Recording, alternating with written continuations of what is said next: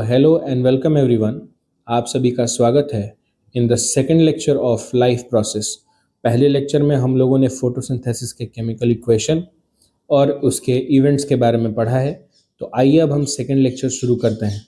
इससे पहले I request all of you कि काइंडली आप मेरे चैनल को लाइक, शेयर और सब्सक्राइब करें और बेल आइकन को भी दबा सकते हैं ताकि आगे की वीडियोज़ आपसे मिस ना हो। Thank you. तो आइए शुरू करते हैं सेकंड लेक्चर को। और सेकंड लेक्चर में हमें कुछ इंपॉर्टेंट इन्फॉर्मेशन अभी फोटोसिंथेसिस के बारे में जानना बाकी रह गया है, जिसमें कि आप सबसे पहले देख सकते हैं कि photosynthesis is a multi step process and it is a very elaborate process.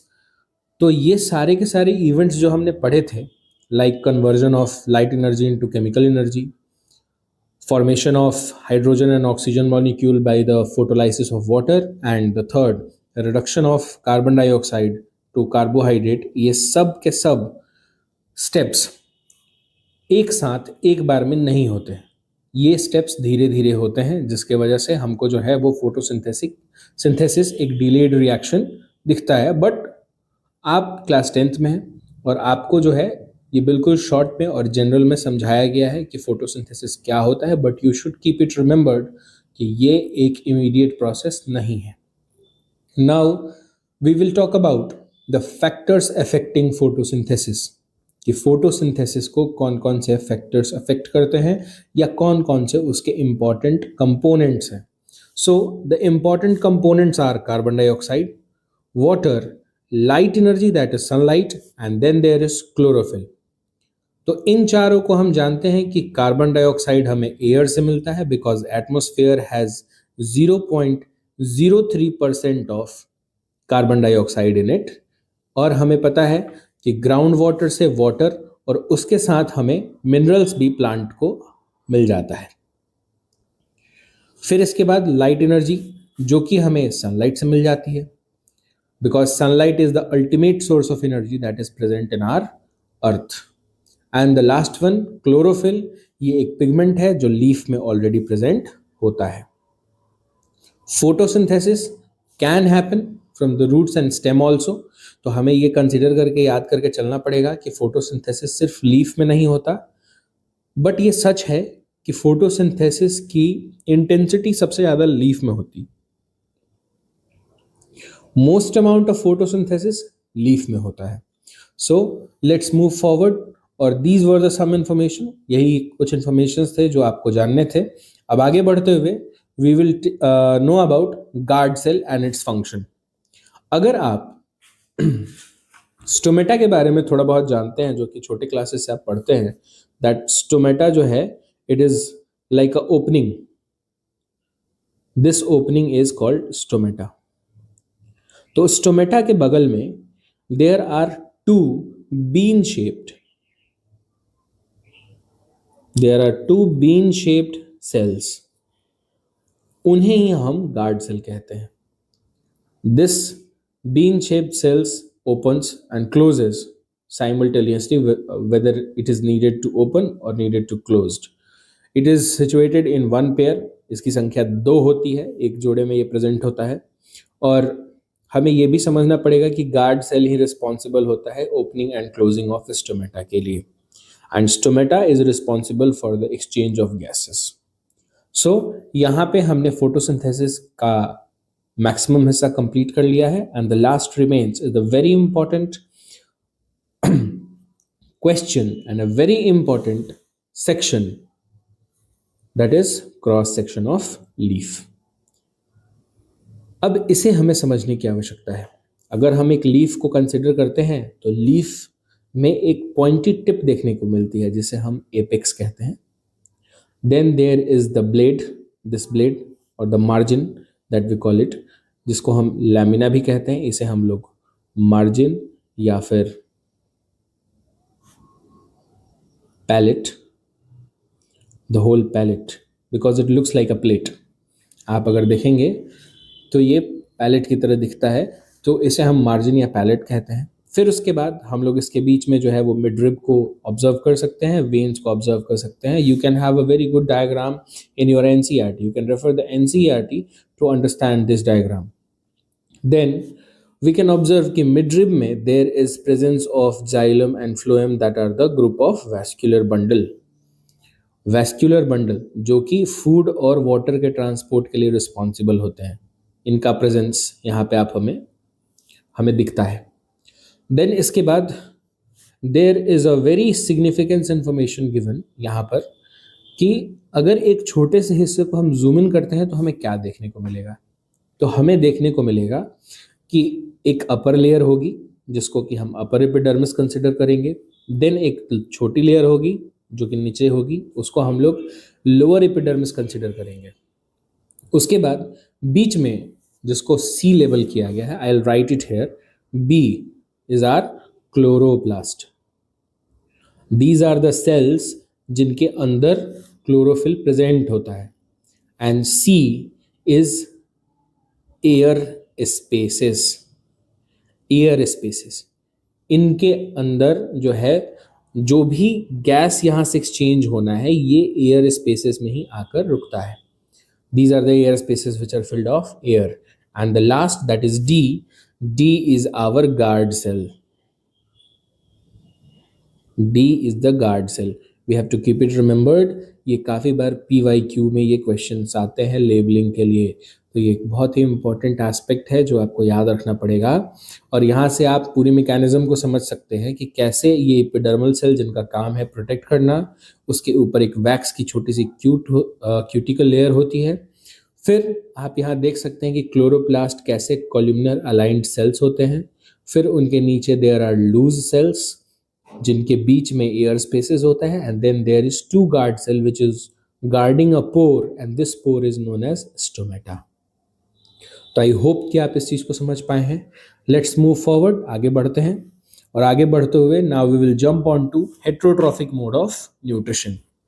So heterotrophic mode of nutrition क्या है? हेट्रोट्रॉफिक, जैसे इसके पहले हमने पढ़ा था कि ऑटोट्रॉफिक मोड ऑफ न्यूट्रिशन वो मोड ऑफ न्यूट्रिशन है जिसमें कि ऑर्गेनिज्म अपना न्यूट्रिशन खुद ब खुद बना लेता है।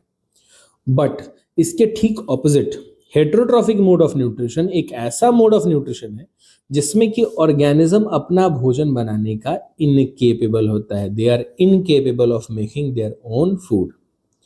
ये हमें याद रखना होगा। तो अब ये इनकेपेबल हैं तो ये करेंगे क्या? जब ये इनकेपेबल हैं तो इन्हें दूसरे पे डिपेंड रहना होगा। They have to depend upon other organisms so that कि उन्हें फूड मिल सके, उन्हें न्यूट्रिशन मिल सके। और ऐसे ऑर्गेनिजम्स को हम लोग हेट्रोट्रॉफ्स कहते हैं। I hope you are getting what I am trying to say it.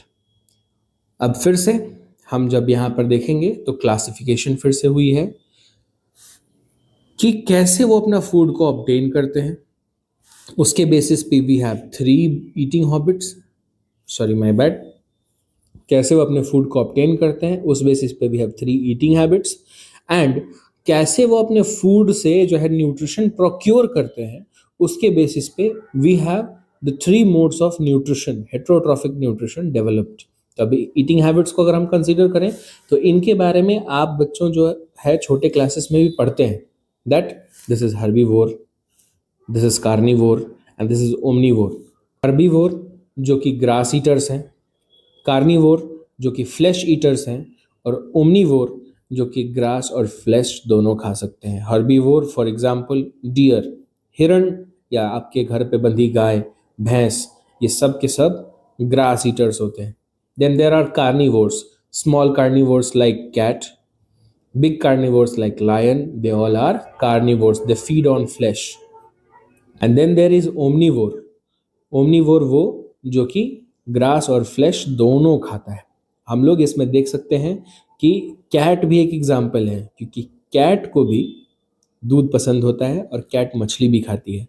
So she is having both, और that organism is having both. और इन तीनों ईटिंग हैबिट पे हम लोग ये कंक्लूड कर सकते हैं कि हेट्रोट्रॉफ्स डायरेक्टली या इनडायरेक्टली ऑटोट्रॉफ पे ही डिपेंडेंट है, which is why autotrophs are also called producers. Autotroph को हम प्रोड्यूसर भी कहते हैं। नेक्स्ट हम काइंड्स ऑफ हेट्रोट्रॉफिक न्यूट्रिशन पढ़ेंगे, जिसमें कि हम सबसे पहले parasitic mode of nutrition, then saprophytic mode of nutrition and then holozoic mode of nutrition consider करेंगे। सो आई होप यहाँ तक अभी सबको समझ में आ गया होगा कि what I am trying to say, that heterotrophic mode of nutrition थोड़ा इलेबोरेट है अभी के लिए, क्योंकि इसमें हमें 3 मोड ऑफ हेटेरोट्रॉफिक न्यूट्रिशन पढ़ना है. So let's begin with the first, जिसका नाम है parasitic mode of nutrition.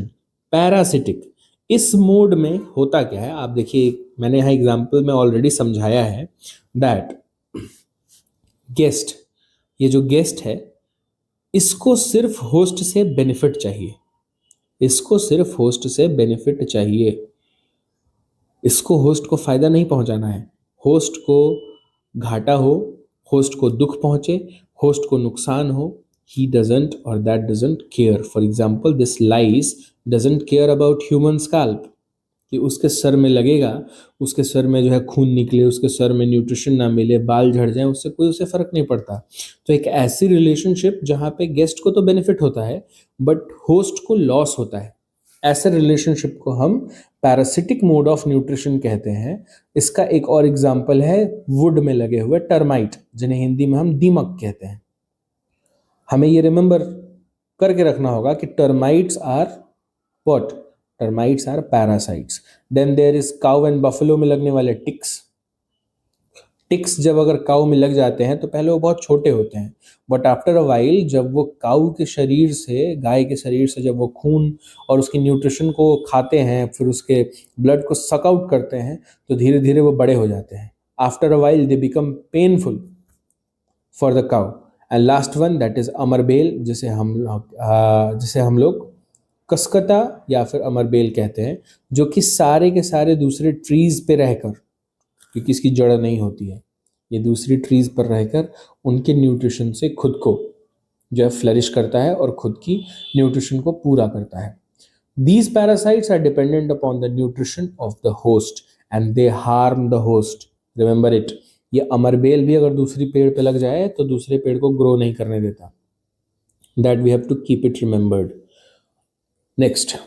So next is saprophyte और saprophytic mode of nutrition. इसमें हम देख सकते हैं कि कोई भी ऑर्गेनिज्म अगर किसी डेड एंड डिकेइंग मैटर पे सरवाइव करे उसे हम लोग सैप्रोफाइट कहेंगे. For example bread mould. आपने ब्रेड देखा होगा, ब्रेड को जब आप काफी दिनों तक छोड़ देते हैं तो ब्रेड के ऊपर आपको ग्रीन ग्रीन अपीयरेंसेस देखने को मिलते हैं. वो ग्रीन ग्रीन अपीयरेंस जो है वो ब्रेड मोल्ड है, और वो ब्रेड मोल्ड एक फंगस है. उस फंगस के वजह से ये ब्रेड खराब हो जाती है. और ये ब्रेड मोल्ड उस पर क्यों लगते हैं? The reason is because bread contains starch, और स्टार्च के ऊपर फंगस बहुत इजीली ग्रो करता है. Only the require is a little bit of moisture. And then there is mushroom. Mushroom is also a type of fungus. It is a edible fungus. So we have to keep it remember कि ये दोनों के दोनों saprophytic mode of nutrition को conduct करते हैं. They do because कि starch उन्हें मिलता है और उन्हें मॉइस्चर मिलती है, जो कि दोनों उन्हें हेल्प करता है कहीं ना कहीं ग्रो करने में. It is part of their nutrition. और हमें एक बहुत ही इंपॉर्टेंट पार्ट नोट करना होगा कि scavengers like crow are not saprophyte. Because कई बार जो है हम लोग क्लैश कर जाते हैं कि क्रो भी तो मरे हुए को ही खाता है, बट क्रो जब उन्हें खाता है तो they go through a whole lot of process, not by simply eating them and obtaining the nutrition, which is why scavengers are not saprophytes, though they eat dead organisms. It is a paradox कि ये तो मरे हुए को खाते हैं लेकिन scavengers नहीं हैं. तो ये हैं क्या? इसको पढ़ने के लिए we will study the third part of nutrition, that is holozoic mode of nutrition. हमें holozoic mode of nutrition के बारे में पढ़ना होगा. So लेट्स कम डाउन कि होलोजोइक मोड ऑफ न्यूट्रिशन को अब हम शुरू करते हैं. होलोजोइक मोड ऑफ न्यूट्रिशन क्या है? तो होलोजोइक मोड ऑफ न्यूट्रिशन एक ऐसा मोड ऑफ न्यूट्रिशन है जिसमें कोई भी ऑर्गेनिज्म 5 मेजर प्रोसेस से होकर गुजरते हैं. और वो 5 मेजर प्रोसेस कौन कौन से हैं? Names are ingestion, digestion, absorption, assimilation and egestion. And I wish और आई वॉन्ट कि आप याद रखें कि मैंने जिस सीक्वेंस में इसे लिखा है 1 2 3 4 5, you should keep it remember in that sequence only, क्योंकि ये एक सिक्वेंशियल प्रोसेस है. इसमें किसी भी सीक्वेंस को हम आगे पीछे नहीं ले जा सकते हैं। सो अब इन प्रोसेसेस को हम वन बाय वन करके समझेंगे। So the first is ingestion. Ingestion क्या है? तो ingestion is intake of food. जब हम भोजन को पहली बार निवाला लेते हैं, पहली बार निवाला उसका खाते हैं और जब उसे चबाते हैं तो उसे हम इंजेशन कहते हैं। Ingestion is simply intake of food. The second is digestion. Digestion is breakdown of food into simpler substances. Digestion क्या है? तो डाइजेशन उस फूड का सिंपलर सब्सटेंसेस में टूट जाना है। Then there is third which is absorption. Absorption क्या है? Absorption of important substances, the important components, जिसके बारे में हमने फर्स्ट लेक्चर में डिस्कस किया था। और वो इंपॉर्टेंट कंपोनेंट्स क्या थे? न्यूट्रिएंट्स थे। तो एब्जॉर्प्शन में न्यूट्रिएंट का एब्जॉर्प्शन होगा, जो कि डाइजेशन के बाद हमारे इंटेस्टाइनल ट्रैक्ट में या ऑर्गेनिज्म के जो है वो पार्ट में, रेमिनेंट्स में बचे होंगे। And the fourth is assimilation.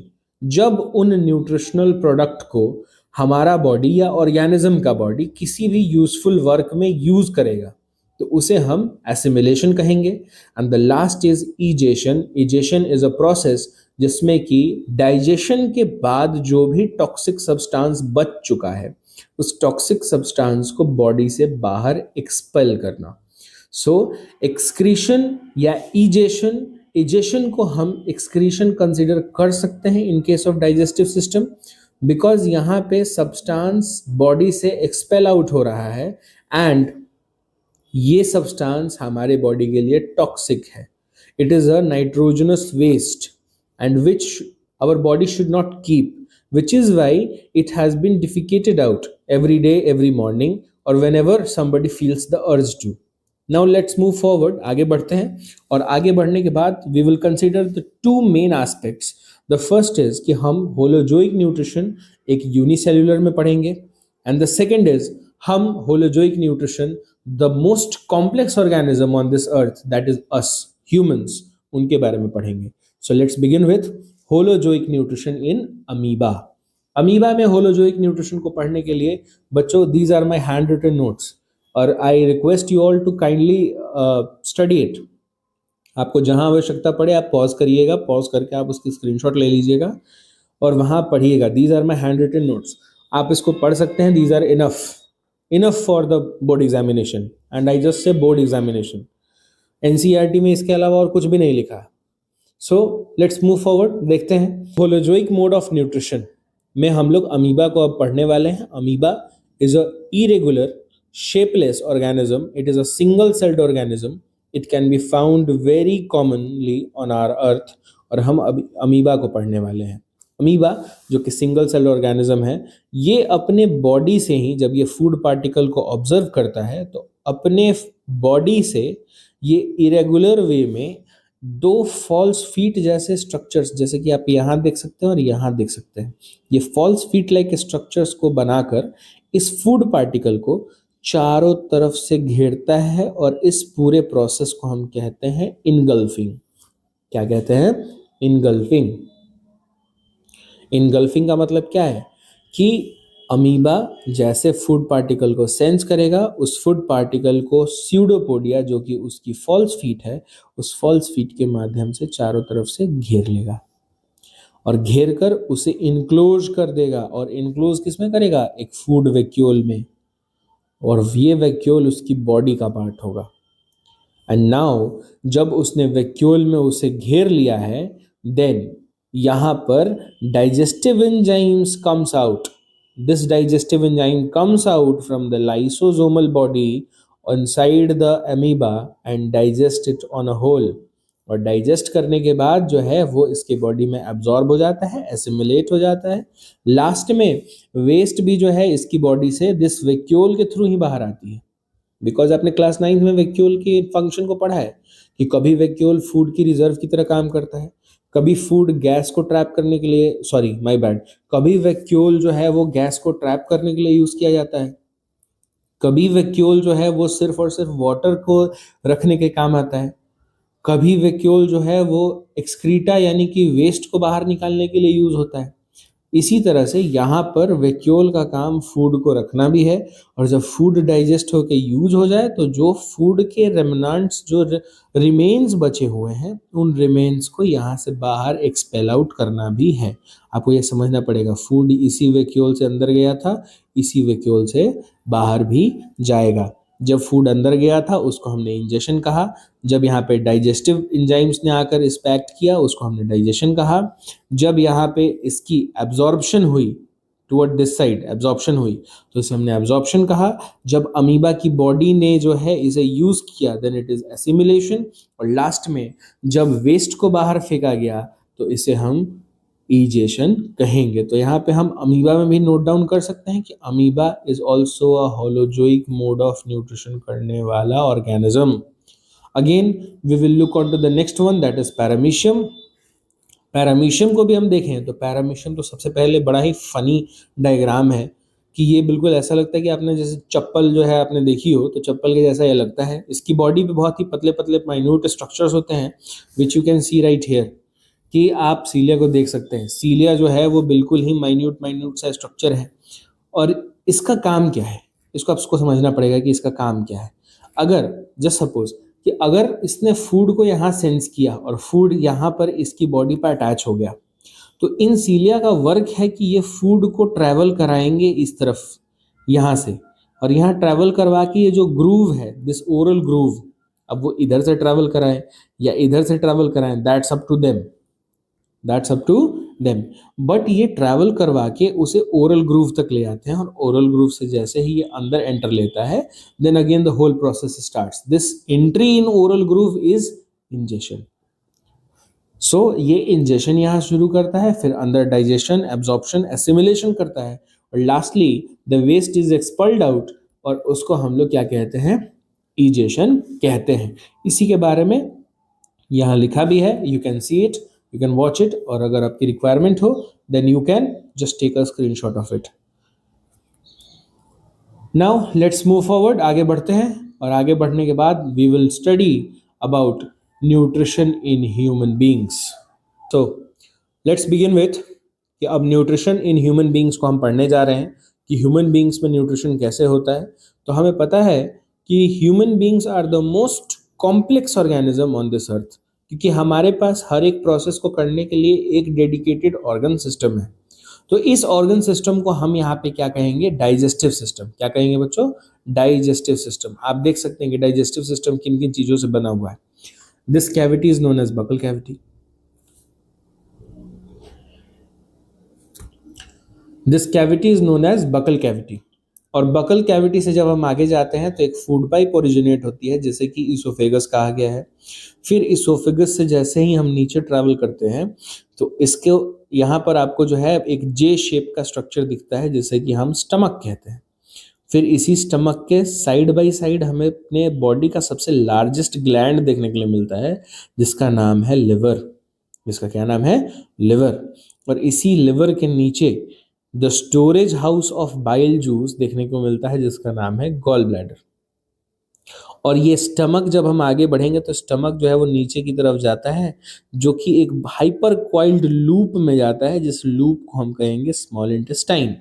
And then this small intestine is joined to the large intestine, which moves from this ascending colon to this transverse colon to this descending colon, and then to this sigmoid colon, and then it reaches the rectum, the rectum part, जहाँ से कि egestion नाम का process होना है, and the last is anus। इसी anus के through जो भी आप नाइट्रोजनस वेस्ट है अपनी बॉडी की, इसको बाहर आप निकालते हैं।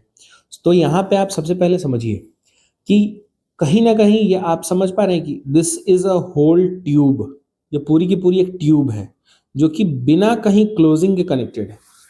सो आपको समझना पड़ेगा कि ह्यूमन की इस पूरी ट्यूब को हम कहते हैं एलिमेंट्री कनाल। क्या कहते हैं, एलिमेंट्री कनाल कहते हैं। और इसकी पूरी लेंथ होती है 9 मीटर। आई होप आप समझ पा रहे हैं what the length of 9 metre is, जिसमें अकेले ये small intestine is of 6 metre. Small intestine अकेले 6 मीटर का होता है। ये पूरी की पूरी जो है वो एलिमेंट्री कैनाल 9 मीटर की होती है।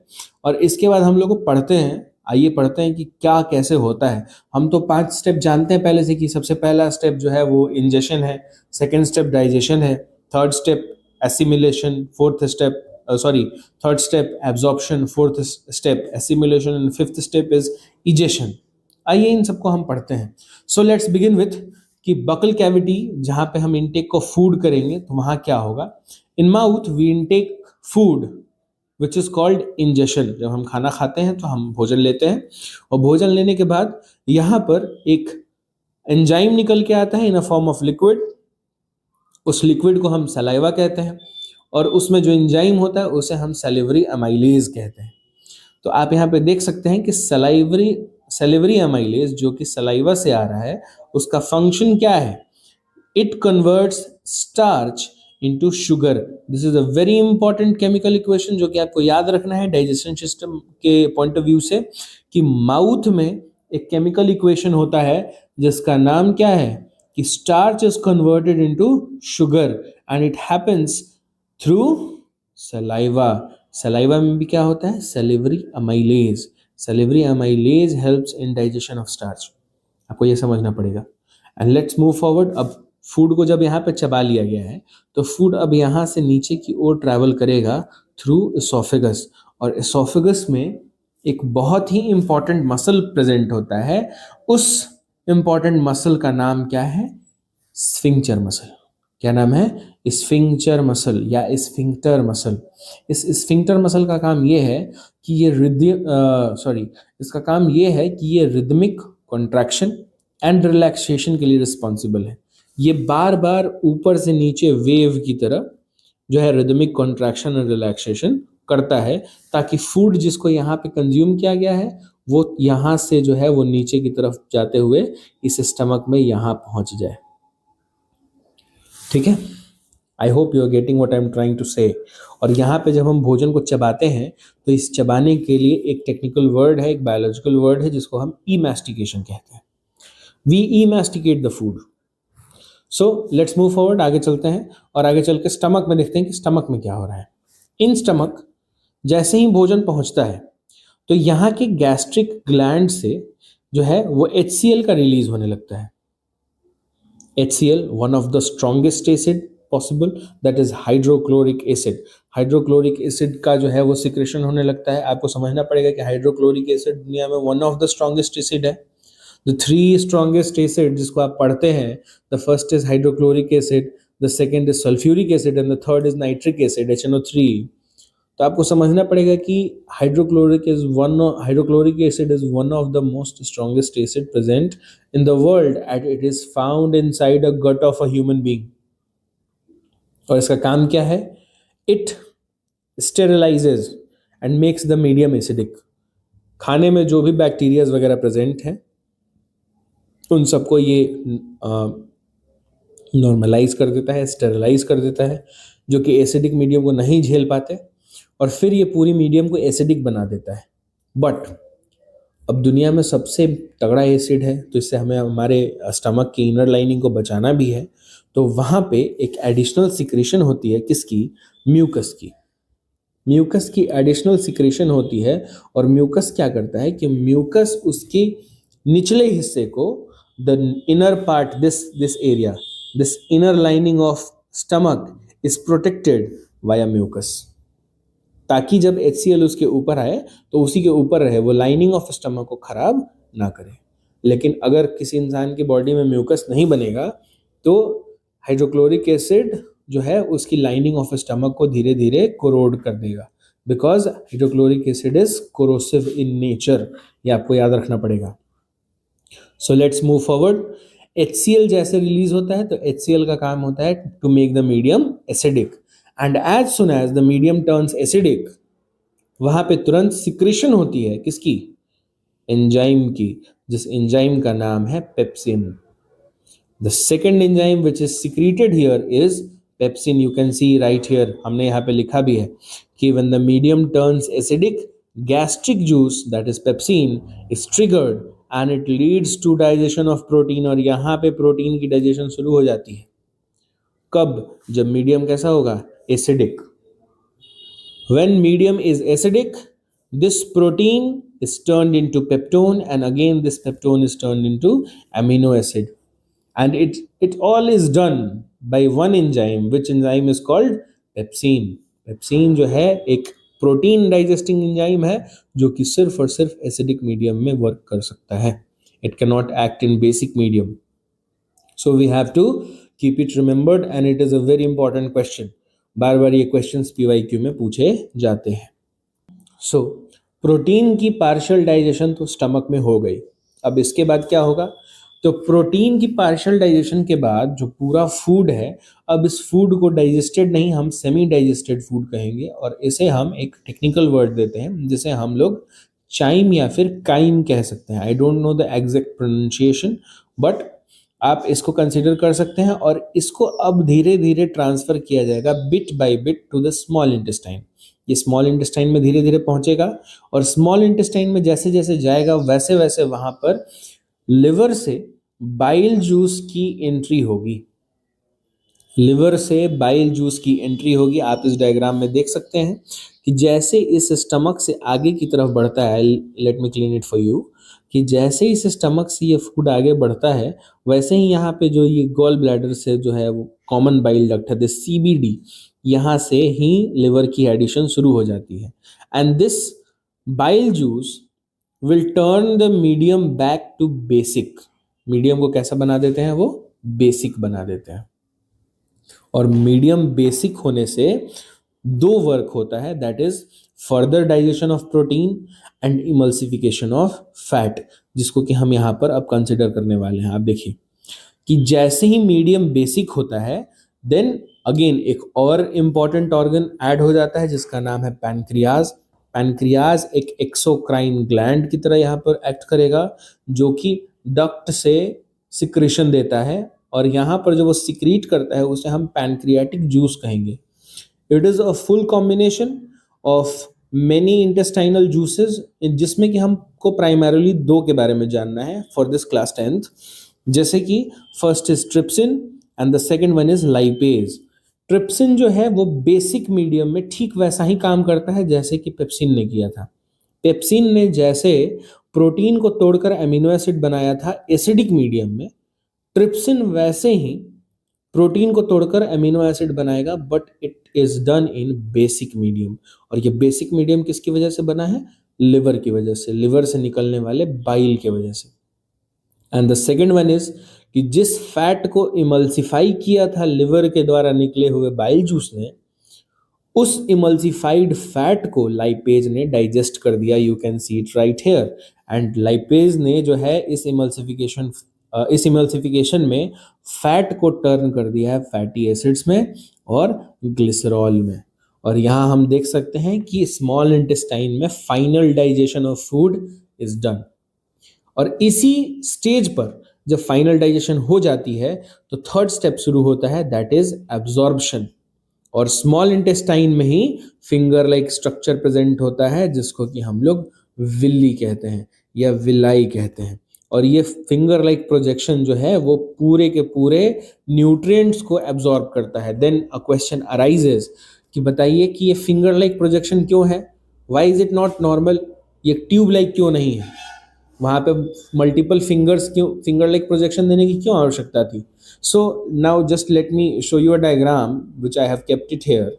कि इस डायग्राम को आप ध्यान से देखते हैं तो इस डायग्राम को पे आपको समझ आएगा कि अगर ये स्पेस को आप स्ट्रेट लाइन मानोगे तो इस स्पेस में सरफेस एरिया कम हो जाएगा.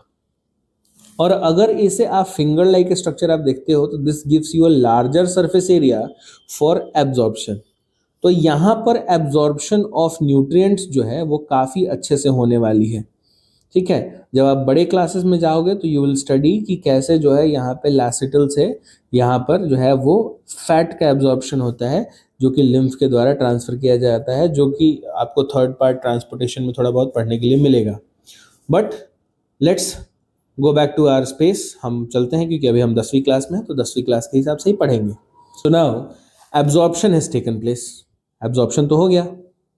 एब्जॉर्प्शन किसके द्वारा हुआ? Finger like projection. और इस फिंगर लाइक प्रोजेक्शन का नाम क्या है? विल्ली.